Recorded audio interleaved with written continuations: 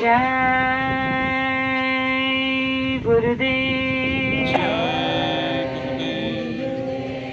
जय गुरुदेव। नाम किसका? प्रभु का पावन नाम। जय गुरुदेव। तो प्रेम से बोलिए जय गुरुदेव। जय गुरुदेव। सबसे पहले युग परिवर्तक परम संत बाबा जय गुरुदेव जी महाराज, इनके चरणों में अरबों खरबों प्रणाम। ईश्वर भगवान और उनकी दृश्य शक्तियों को भी कोटि कोटि प्रणाम। आदरणीय अन्ना जी और दादाजी, इनको भी मेरा प्रेम पूर्वक जय गुरुदेव। साथ ही साथ यहाँ पर उपस्थित प्रचार रैली में चलने वाले सभी माता पिता भाई बहनों को बड़े प्रेम के साथ जय गुरुदेव। आज ये हमारा साकार प्रचार हर संडे को होने वाली रैली का समापन है। गुरु महाराज की असीम दया है कि आज भी हम गुरु आदेश को लेकर प्रचार में चल रहे हैं। वैसे तो देखा जाए कि संसार में इंसान के पास समय नहीं है, क्योंकि आज का समय बड़ा ही भागम भाग का है और ऐसे भगदड़ में इंसान के पास ना तो समय है और ना ही चाहकर भी वो समय देना चाहता है।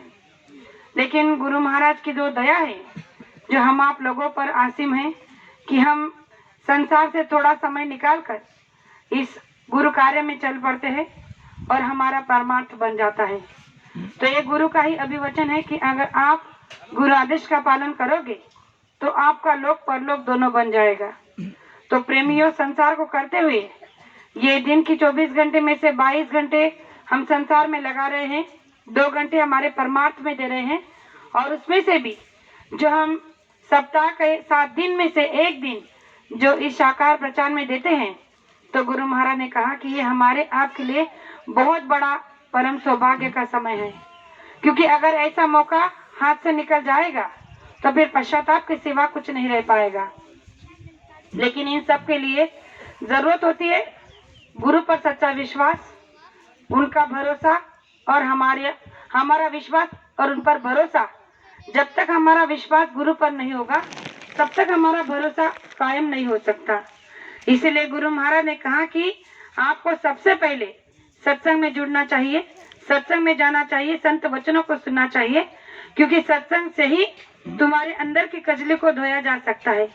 जिस तरह से तार पर कार्बन चढ़ जाता है, बिजली के तार पर, तो उस कार्बन को जैसे छुड़ाया जाता है, निकाला जाता है, तो तेजी से जो बिजली सप्लाई होती है, उसी तरह से हमारे अंदर में जो काम, क्रोध, मद, मोह, अहंकार ऐसे विकारों की कजली चढ़ गई है, उस कजली को निकालने के लिए हमारे पास कोई साधन नहीं है सिवाय सत्संग के।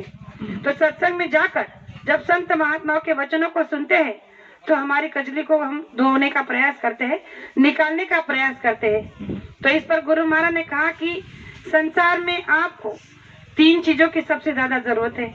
सबसे पहले गुरु पर विश्वास, गुरु पर भरोसा और हमारा धैर्य। अगर ये तीनों चीजें हमारे साथ में रहेगी तो गुरु महाराज ने कहा कि आप मंजिल से दूर नहीं हो। लेकिन फिर भी संत मत इतना आसान और सीधा रास्ता नहीं है, इस पर चलने के लिए बड़ी कठिनाइयों का सामना करना पड़ता है। तो आप कहोगे कैसे? अगर सस्ता होता तो गुरु महाराज ने कहा है कि यहाँ पर भीड़ लगी होती। आज अगर हम गुने चुने लोग यहाँ पर बैठे हैं तो इसका मतलब यही है कि संसार में अभी तक संत मत पता ही नहीं लोगों को कि क्या है। असल में संत मत का जो भी किताब है, जो संत मत में हमारे आप के लिए गुरु महाराज ने जो बातें रखी हैं, वो संत महात्माओं के मुखारबिंद से ही सुनने को मिलती है। अन्यथा संसार में इन बातों को कोई जिक्र नहीं कर सकता। इसलिए तो आज हम आप संत मत से जुड़े हैं और संसार के असंख्य प्रेमी अभी भी इससे लाखों कोस दूर है। तो गुरु महाराज ने कहा कि ये तुम्हारे पूर्व जन्मों की पुण्याई है कि तुम्हें संत मत में आकर ऐसे पहुंचे संत महात्मा मिले। तो ये हमारा गुरु पर विश्वास था कि गुरु महाराज ने हमें इन बातों को समझाने का लायक और प्रयास समझा। दूसरी बात कि सबसे अहम हमारी कड़ी है संसार में, वो है प्रेम। प्रेम के बिना जीवन में हम कुछ भी साध्य नहीं कर सकते। तो इसका एक छोटा सा प्रमाण उदाहरण के तौर पर देना चाहती हूँ कि एक बार एक परिवार था और उस परिवार में 3 देवदूतों का आना हुआ, यानी कि वो 3 शख्स ऐसे थे जिनका परिचय संसार में सभी के साथ में हर रोज होता है। तो वो ऐसे ही एक गांव में एक घर पर पहुंचे। उस बहन से उन्होंने कुछ मांगा भिक्षा में। तो उस बहन ने कहा कि आप अंदर आकर जलपान कीजिए। तो उन्होंने कहा कि देखो हम 3 लोग हैं और 3 में से आप किसी एक को साथ ले जा सकती हो। तो उसने पूछा कि अच्छा आपका परिचय दीजिए। तो उन्होंने कहा कि मेरा नाम प्रेम है, दूसरे ने कहा मेरा नाम सफलता है, तीसरे ने कहा मेरा नाम धन है। अगर आप अभी अपने परिवार में जाओ पूछो कि आपको किसे एक को बुलाना है, क्योंकि हम एक साथ तीनों नहीं आके आएंगे, किसी एक को ही आपके घर में प्रवेश करने का अवसर मिलेगा। तो वो बहन जब घर में गई तो अपने पति, बच्चों और परिवार से पूछने लगे कि देखो बाहर 3 अतिथि आए हैं और तीनों का परिचय उन्होंने अलग अलग तरीके से दिया है। एक का नाम है प्रेम, दूसरे का नाम है सफलता और तीसरे का नाम है धन। तो अब उनमें से कोई एक ही अंदर आना चाहता है, तो आप बताइए। पति से पूछने लगी कि आप बताइए किसे घर के अंदर लाना होगा।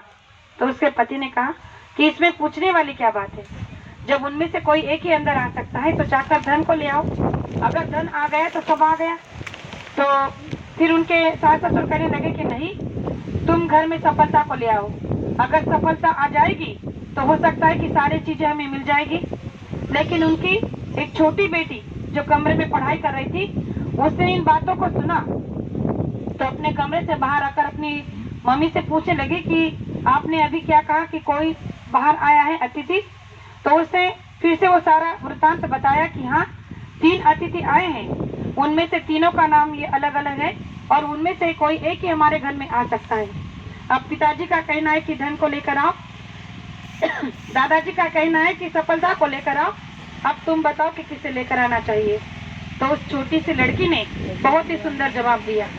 उसने कहा कि देखो मेरे ख्याल से हम प्रेम को ही अंदर लाना चाहिए, क्योंकि प्रेम अगर घर में आ गया तो धन सफलता अपने आप हमें मिलती रहेगी। तो उसके विचार से सारे परिवार के लोग सहमत हुए और वो बहन जब बाहर आकर उन अतिथियों से हाथ जोड़कर कहने लगी कि देखो हमने ये सलाह मशवरा किया है कि आप में से जो भी प्रेम नाम का है वो हमारे घर में प्रवेश कर सकता है।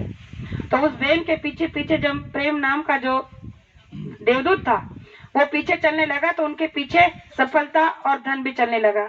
अब उसने पीछे मुड़कर देखा, फिर रुककर कहने लगी कि अरे अभी तो आपने बताया कि आप में से कोई एक ही अंदर आ सकता है, फिर आप तीनों कैसे आ रहे हो। तो उस प्रेम ने कहा कि देखो अगर तुमने हम तीनों में से धन या सफलता में से किसी एक को चुना होता तो शायद उनमें से एक ही आपके घर में आता, लेकिन आपने प्रेम को चुना है। तो प्रेम का यह हमेशा परिचय है कि जहाँ प्रेम होता है वह धन, सफलता, ऐशो आराम, संपत्ति, सुख, संपदा सारी चीजें एक ही इसमें आ जाती है। इसलिए तुमने प्रेम को चुनकर बहुत बड़ा मतलब एक बहुत अच्छा निर्णय लिया है। तो इस बात को गुरु महाराज हमेशा दोहराते हैं।